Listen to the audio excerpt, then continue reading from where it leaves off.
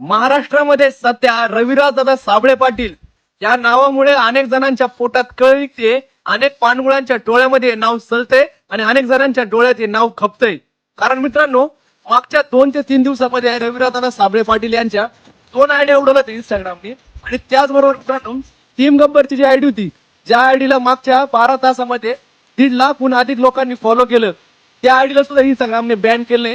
आणि भरपूर लोक बोलतात की मेटाच्या गाईडलाईन असतात, मेटाचे काही रूल्स ब्रेक केले असतील. पण मित्रांनो, त्या आयडीवर जास्तीत जास्त 10 ते 15 व्हिडिओज होते आणि त्यामध्ये मित्रांनो मला एकही व्हिडिओ असं वाटलं नाही की ज्यामध्ये मित्रांनो असं कंटेंट असेल की मेटाचा कुठला तरी रूल ब्रेक होईल.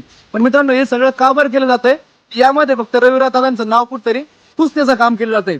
आणि मित्रांनो, एक गोष्ट सांगण्याचा प्रयत्न करतोय मी की तो व्यक्ती मित्रांनो 1 रुपयाचाही फायदा नसताना आपल्या शेतामध्ये येऊन गेलाय आणि आपल्यासाठी लढलाय.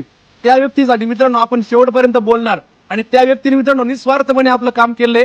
त्यामुळे मित्रांनो, त्या व्यक्तीला आपल्याला शेवटपर्यंत सपोर्ट करायचंय. आणि जे लोक आहे ना या आयडिया उडायचं काम करताय, रिपोर्ट करायचं काम करताय, फेक PR करताय, फेक न्यूज पसरवताय, त्या लोकांना फक्त आपलं एकच म्हणणं आहे की मित्रांनो, हा देश चालतोय संविधानावर आणि या संविधानामध्ये एक कलम आहे, फ्रीडम ऑफ स्पीच, अभिव्यक्तीचं स्वातंत्र्यता.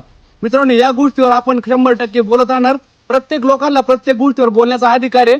प्रत्येक आपण शासनाच्या चुकीच्या धोरणांवर बोलणार. आणि शेतकऱ्याच्या पोरांचा तुम्ही आवाज दाबताय ना, हा 100% कुठतरी तुम्हाला या गोष्टीचा आहे ना बदला भेटणार म्हणजे भेटणारच. आणि 100% रविदादांवर जो अन्याय होतोय ना, तो अन्याय महाराष्ट्रातली जनता कुठं सहन करणार नाही. त्यामुळे रविदादांचा कमबॅक 100% होणार म्हणजे होणारच. जय जवान, जय किसान.